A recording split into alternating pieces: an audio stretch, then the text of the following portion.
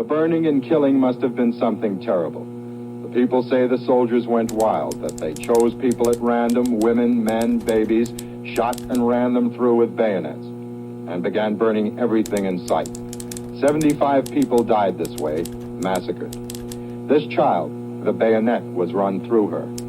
Entire families were wiped out. All the women, the people say, were raped before they were killed. Last month, something happened in my comment section that I wasn't fully prepared for. People started telling me things their families had never spoken out loud.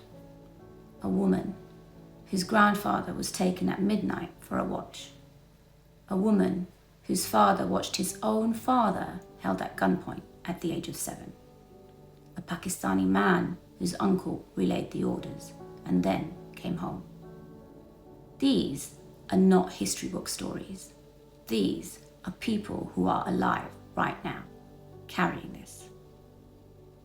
And what they told me adds up to one word that the world has spent 55 years avoiding. I'm going to let you decide if that word fits. But first, you need to hear what they said. To understand what happened in 1971, you need to understand what Britain left behind in 1947.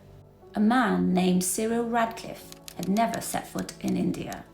He was given 5 weeks to draw a border that would divide 400 million people. He drew a line that put 1,000 miles of Indian territory between East and West Pakistan, 2 wings of one country, separated by language, culture, geography, and everything else.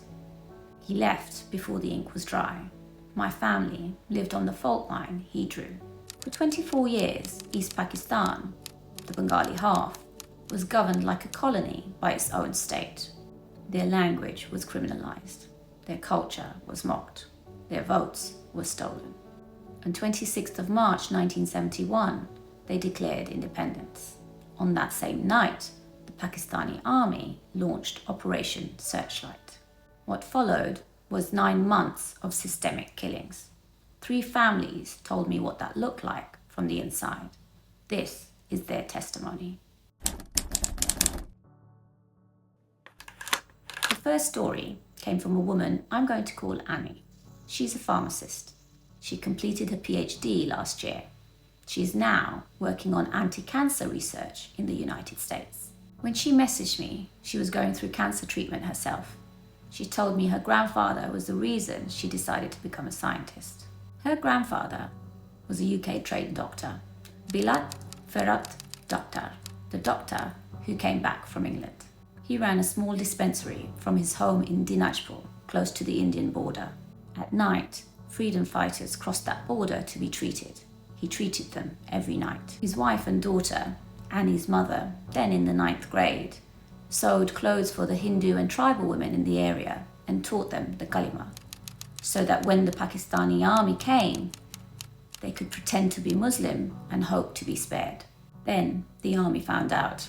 They came to the hospital. They took his Rolex, a graduation gift from his teacher when he left the UK, and they told him, "Come to the local school at midnight if you want it back."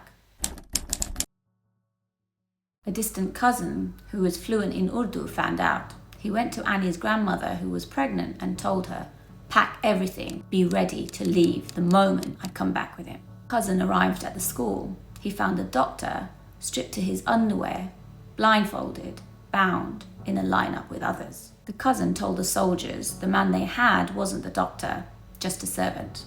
They believed him. He brought the doctor home. The whole family fled to the Indian border that same night.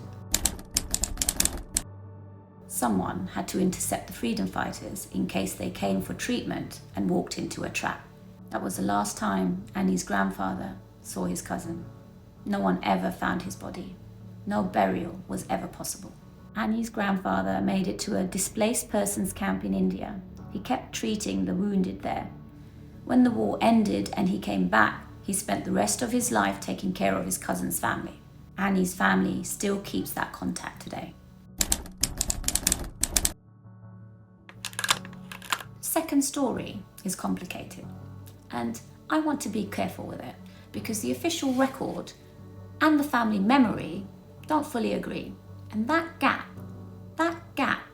is part of what 1971 did. Burunga, Sylhet, 26th May 1971. A peace meeting was called at the local school. People were promised identity cards, safety, protection. Over 1,000 people came, Hindus and Muslims. The Pakistani army arrived. They took the attendance list. They separated the Hindus. They executed between 71 and 94 Bengali Hindus. Hands tied with nylon rope, shot from behind. Bodies burned with kerosene, buried in a pit beside the school. 3 people survived by pretending to be dead. This is documented in Bangladesh's official list of massacres. A young woman, who I'm going to call Lily, reached out to me.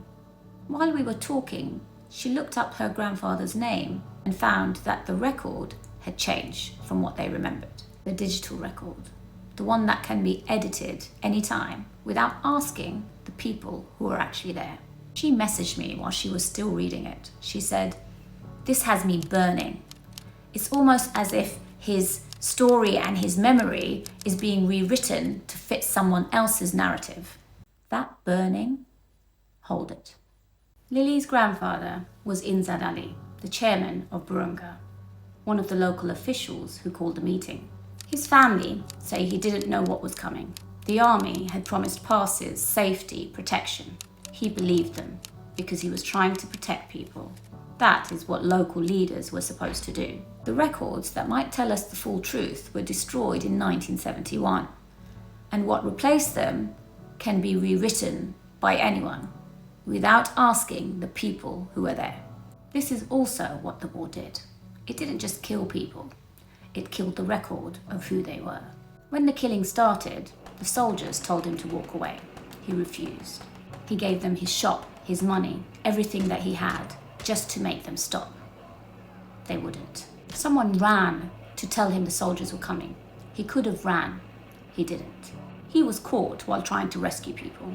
And when the soldiers finally left, he stayed back to give the dead a proper burial. The village women who were there as children still talk about him. The Hindu families who were most affected still speak his name with respect. The guilt of that day, the families say, never left him. Remember that burning I asked you to hold? Lily's father is 62 years old. He still doesn't talk about what he saw when he was 7 years old, when he watched his own father held at gunpoint. But when Lily told him what we were doing with the stories, she said it was the first time she had seen him smile like that in a long time. And then she sent me another message. She said, "I finally feel free of that ticking. I didn't even know it was there until it stopped." The third story started in my comment section. A Pakistani man wrote, "I fully support Bangladesh's fight for independence. They deserve an apology and compensation from Pakistan for the genocide." When I thanked him, he said something that threw me. After having dealt with countless trolls leaving nasty comments, he said, "I'd like to add, 2 of my uncles were involved in the Bengali genocide. They served in the Pakistani army. One died, one survived. The one who survived was called Abbas. Abbas worked in the Army Communications Division. His job was to take orders from the top of the command structure and relay them to the soldiers on the ground. He told his family what those orders said. The Pakistani army explicitly instructed the soldiers to rape and kill. Soldiers were given permission to be as brutal as possible. The stated purpose was to punish Bengalis as a collective. Abbas saw what those orders produced with his own eyes.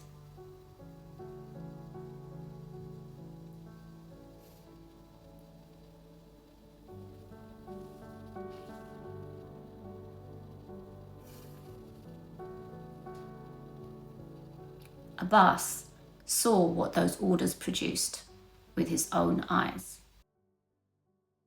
He went back to Pakistan carrying immense guilt. he denounced the Pakistani army to his own family. His brother never came back home. Abbas went to Bangladesh 3 times to find his brother's remains. He never found them. He died in 2011, still looking. Fahad shared this because his uncle wanted the world to know. A Pakistani man inside the machinery who came home, who told his own family the truth, who spent the rest of his life searching for what the war had taken from him and never found it. 3 families, 3 communities. Indian Bengali, Bengali Muslim, Pakistani. 3 different relationships to the same 9 months. Annie's grandfather kept his cousin's family for the rest of his life. Lily's father, who is 62, still can't talk about what he saw when he was 7. Abbas went back 3 times and never found what he was looking for. These are not ancient wounds. These are living wounds. There is a word for what happened here. It has a legal definition. The Burunga massacre alone meets it. A list prepared in advance. People sorted by religion. Executed, burned, buried. That is genocide. And I'm going to call it that, because calling it anything else is another form of rewriting the record. Lily felt a ticking her whole life. She didn't know where it came from until someone had named what her grandfather had survived. And the ticking finally stopped. That is what naming does, not just for history, but for the body. I have had access to the tools to do this work. But what about the millions who don't, who are still carrying the ticking that cannot be named, because the thing that caused it has never been acknowledged? You cannot fully heal from something the world refuses to name. That is why we start here, with the word, with the truth. I'm not asking you to be angry. I'm asking you to know what happened, and to understand why knowing it is not just about history. It is medicine. Because the grandchildren who inherited this without knowing deserve more than silence. They deserve the word before another generation inherits the ticking.